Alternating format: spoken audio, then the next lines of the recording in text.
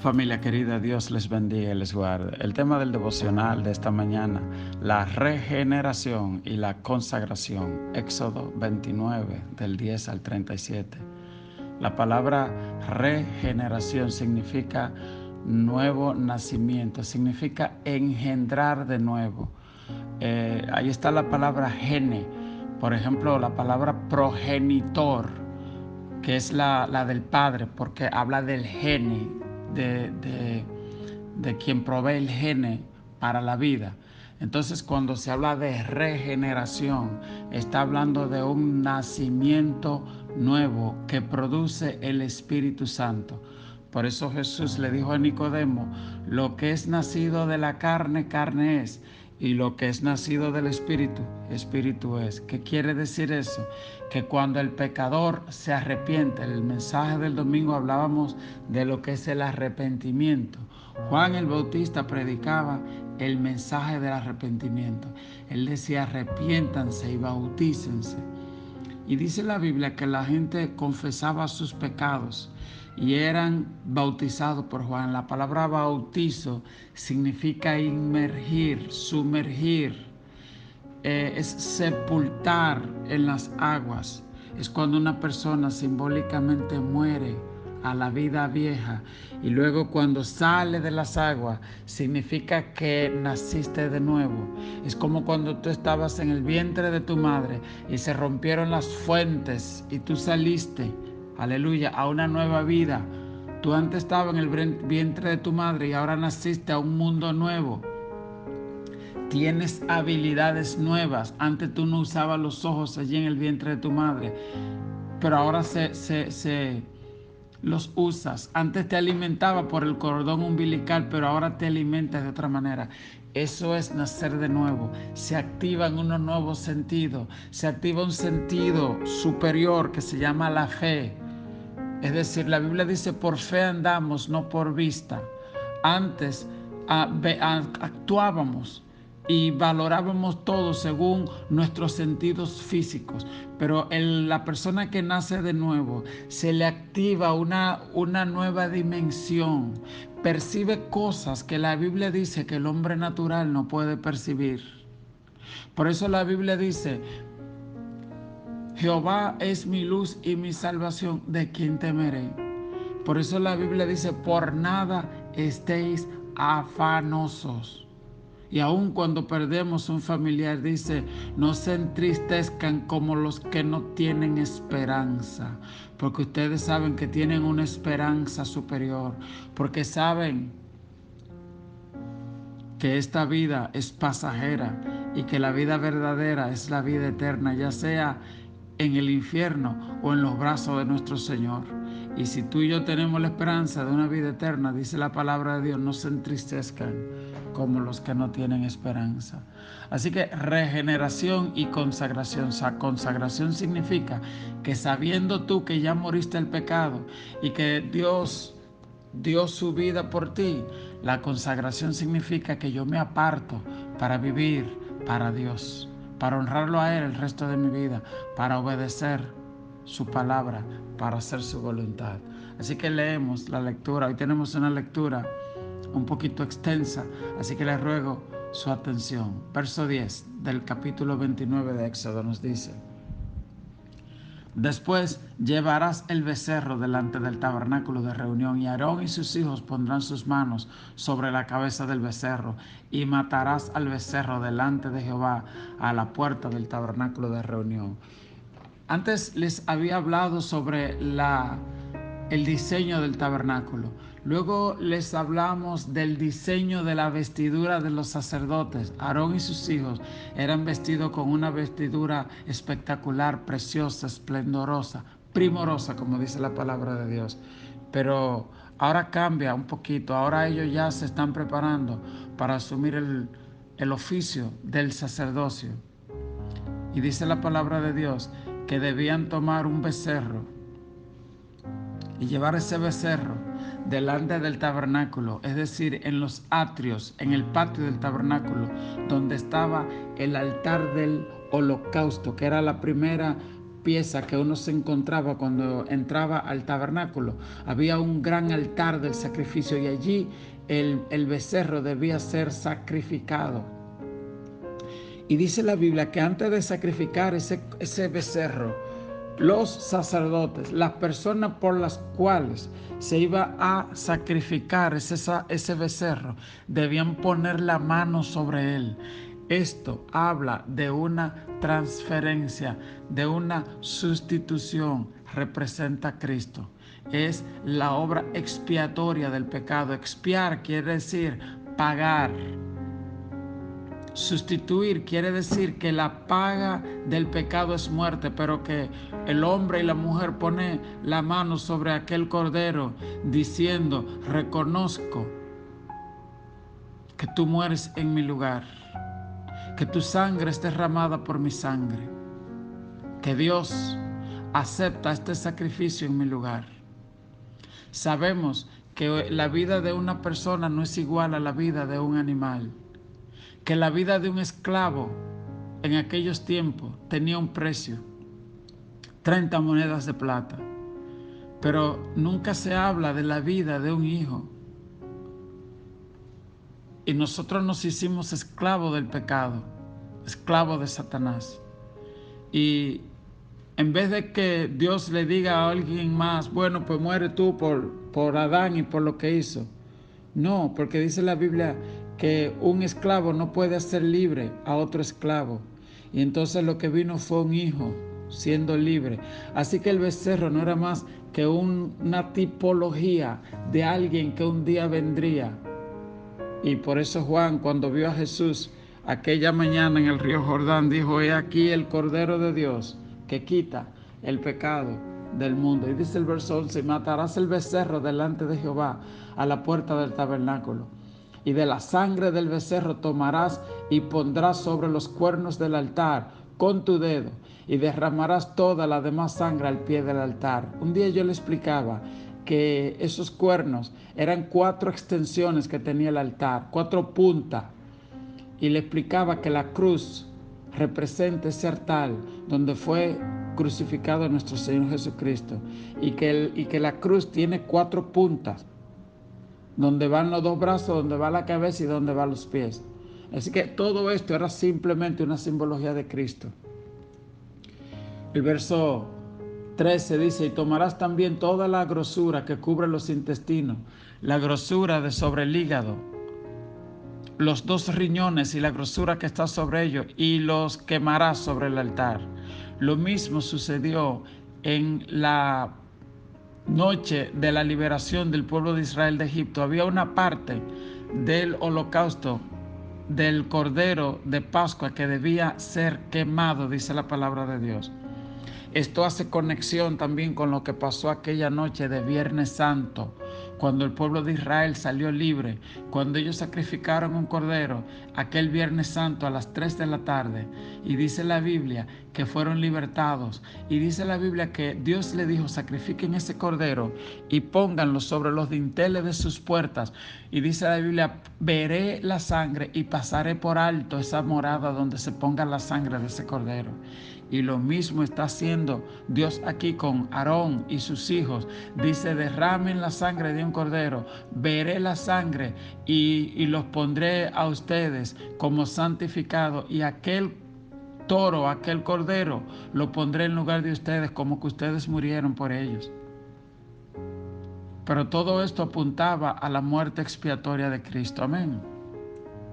Dice entonces el verso 16: y matarás, el verso 14: pero la carne del becerro y su piel y su estiércol lo quemarás al fuego fuera del campamento, es ofrenda por el pecado.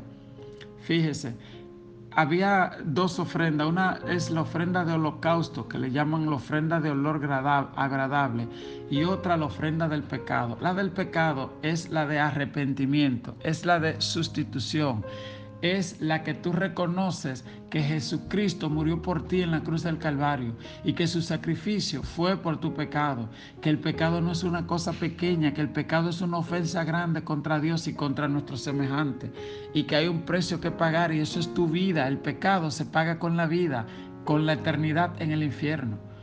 Pero entonces nosotros reconocemos y agradecemos que Cristo murió por nuestros pecados.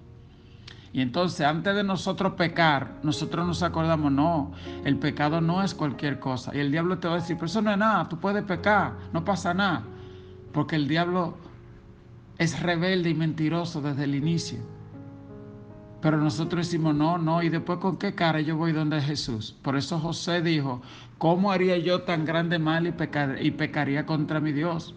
Porque aunque Cristo no había sido muerto todavía, quien tiene una relación grande con Dios, aún desde el Antiguo Testamento, Dios le revelaba la gravedad del pecado. Entonces por eso nosotros no tenemos excusa cuando ponemos por inmunda la sangre de Cristo, porque dice la Biblia, pero si en el Antiguo Testamento quien tenía por inmunda la sangre de esos animales que eran sacrificados, en la ley el castigo de Dios lo alcanzaba, ¿cuánto más piensas tú que hoy nosotros, la gente que querramos coger a la sangre de Cristo de relajo, vamos a tener consecuencias después que Dios envió a su Hijo a morir en la cruz? Y eso es lo que nos revela la ley. Por eso a mí me gusta mucho leer el Antiguo Testamento, porque nos revela realmente la gravedad del pecado y lo que había que hacerse simbólicamente para invocar el perdón de Dios. Y Dios aceptaba eso en lo que venía su Hijo a la cruz del Calvario. Entonces dice el verso 15: asimismo tomarás uno de los carneros y Aarón y a sus hijos y pondrás su mano sobre la cabeza del carnero y matarás el carnero y con su sangre rociarás sobre el altar alrededor. Cortarás el carnero en pedazos y lavarás sus intestinos y sus piernas y las pondrás sobre sus trozos y sobre su cabeza. Hay una tradición judía que dice que estos intestinos que se ponían sobre la cabeza representan, bueno, si usted ve los intestinos, los que son del campo y han visto los intestinos de los animales, o los mondongos como le llaman en el campo, usted verá que tienen como unos pequeños nódulos en la piel de esos intestinos. Y aquí el ritual extrañamente decía que esos intestinos se ponían en la cabeza de la víctima, sobre la cabeza del carnero. ¿Y usted recuerda lo que le pusieron a Cristo en la cabeza? Una corona de espinas. Las espinas tienen unos nódulos y de ahí salen unas espinas. Se parece bastante al diseño de unos intestinos. ¿Ok? Hasta en eso hay un simbolismo increíble. Y usted recordará que cuando Abraham iba a sacrificar a su hijo Isaac, apareció un corderito trabado en un zarzal en aquel lugar. Un zarzal es una mata de espina. Y el lugar donde Jesús cargó la cruz, por ahí también Isaac iba cargando la madera cuando Abraham lo iba a sacrificar, en el mismo lugar. Así que todo esto desde los tiempos de Abraham, desde el huerto del Edén, cuando Adán pecó, y dice la Biblia que Adán cubrió su desnudez con una higuera, y Dios sacrificó un cordero que representa a Cristo y los vistió con una vestidura. Un cordero fue muerto y se le quitó la piel a ese cordero y se vistió a Adán y Eva para cubrir su desnudez que representa el pecado. Y eso fue lo que hizo Jesús. Su gloria, su dignidad de Hijo de Dios, Él la entregó por nosotros. Y dice la Biblia que Él fue sacrificado allí, que le quitaron su ropa y lo sacrificaron. Y es eso, Él nos vistió de dignidad y nos hizo hijos. Y Él se hizo reo de muerte y se hizo maldición por nosotros. Y por eso tú y yo podemos decir, Dios te bendiga. No es cualquier cosa. Hay gente que dice eso a la ligera. Dice bendecido, Dios bendiga. No, un momento. Dios te bendiga.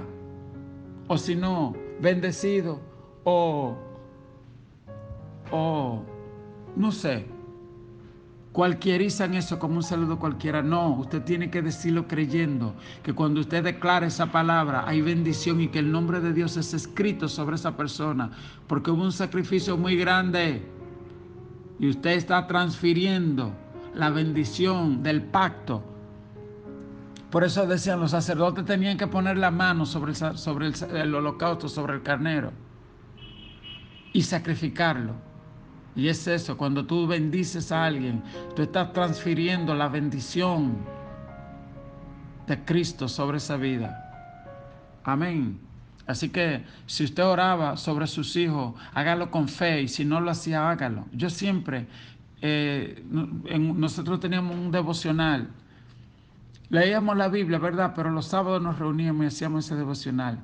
Y yo siempre y mi esposa tomábamos nuestros hijos y orábamos sobre ellos y recitábamos la bendición sacerdotal que está en el libro de Números, capítulo 7, verso 24 al 27, que dice: Jehová te bendiga y te guarde, haga resplandecer su rostro sobre ti y tenga de ti misericordia. Jehová alce a ti su rostro y ponga en ti paz. Y dice la Biblia: y pondrán mi nombre sobre su cabeza y yo los bendeciré. Eso es la bendición. Quiero además recomendarle, ya que estamos hablando de esto, una canción que se llama La Bendición. La canta una agrupación que se llama Centro Vida. Qué cosa tan bella. Si usted no la ha escuchado, a veces la ponen en inglés, dicen The Blessings, Centro Vida. Usted verá qué alabanza tan linda.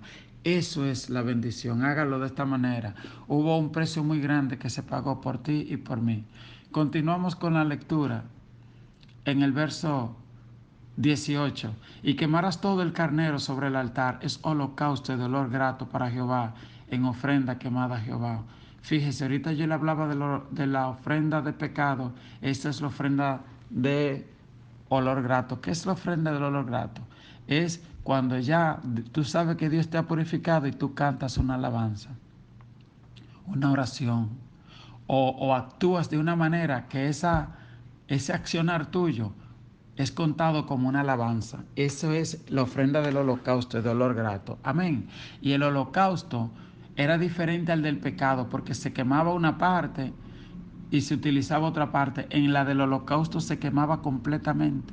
Eso representa que para que tu alabanza sea acepta delante de Dios, nosotros tenemos que estar dedicados a Dios, no tener una parte dedicada a Satanás. Bueno, las manos mías son pecadoras y los pies míos son santos. No.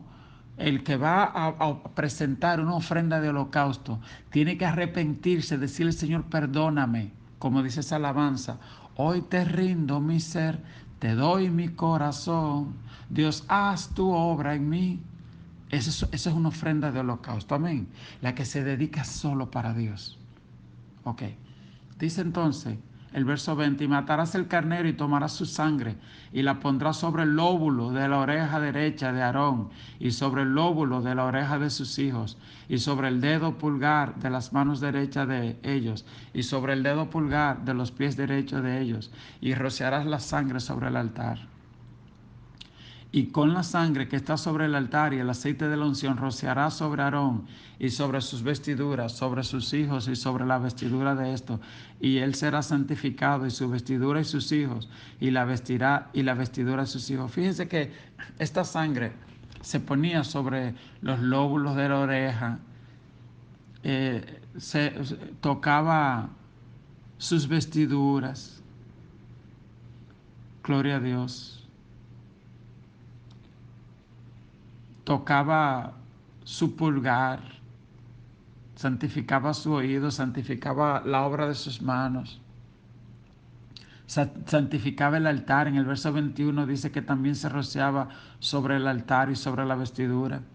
El verso 22 nos dice: luego tomarás el carnero, la grosura y la cola y la grosura que cubre los intestinos y la grosura del hígado y los dos riñones y la grosura que está sobre ellos y la espaldilla derecha, porque es carnero de consagración. También una torta grande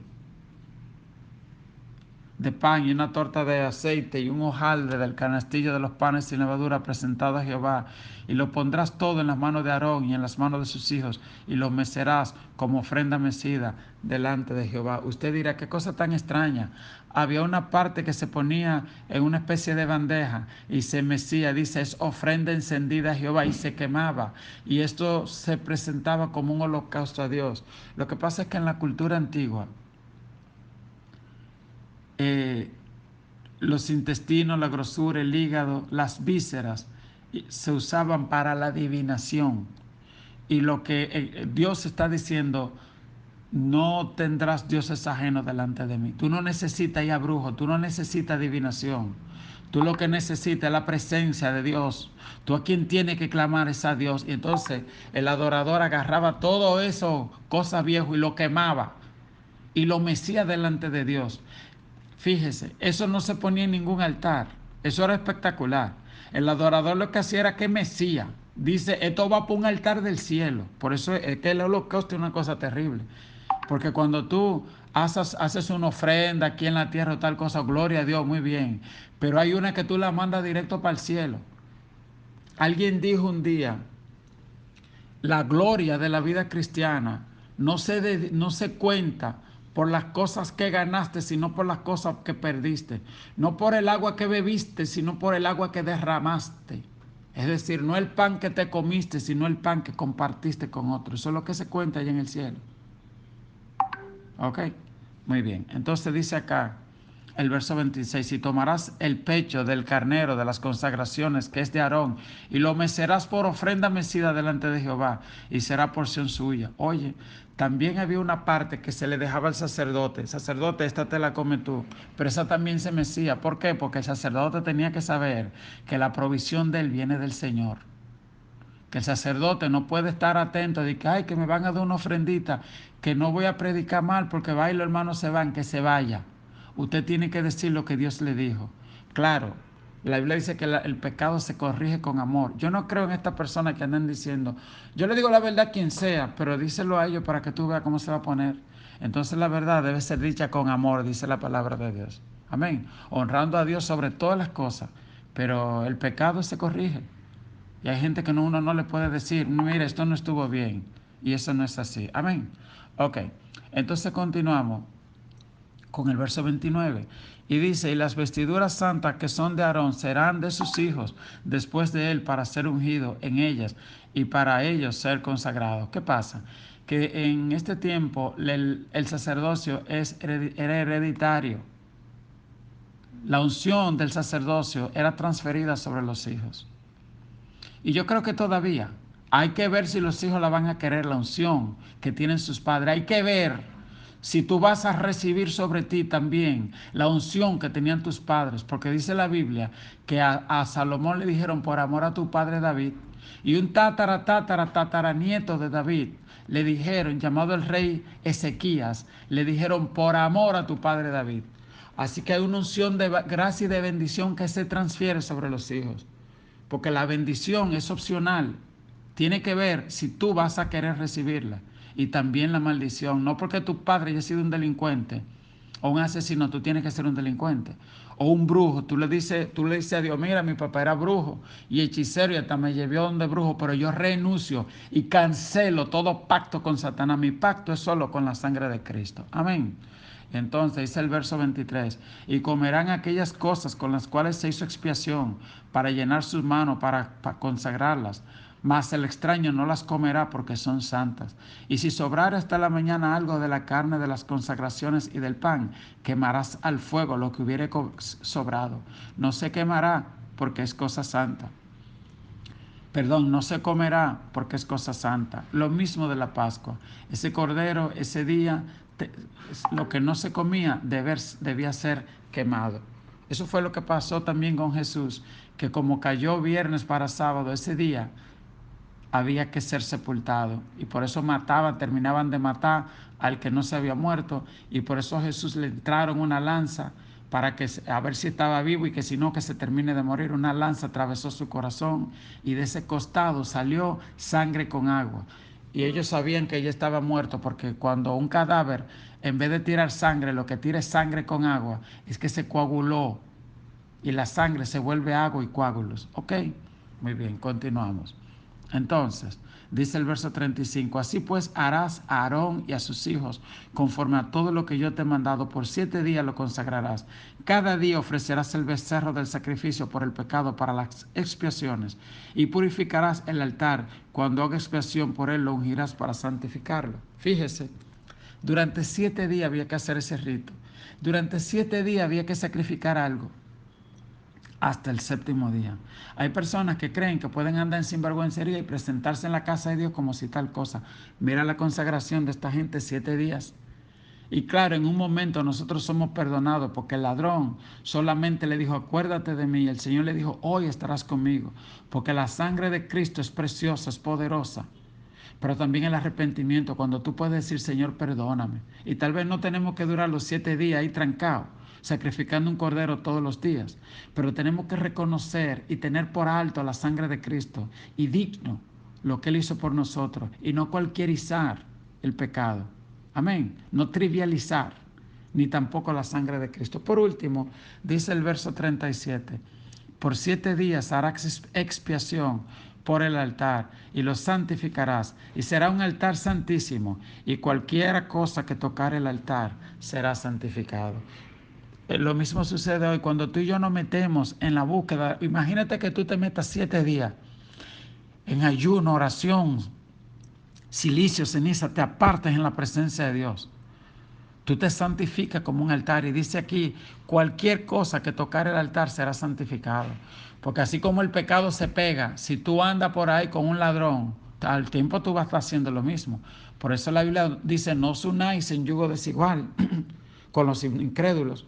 Por eso la Biblia es tan cuidadosa con eso de la sexualidad.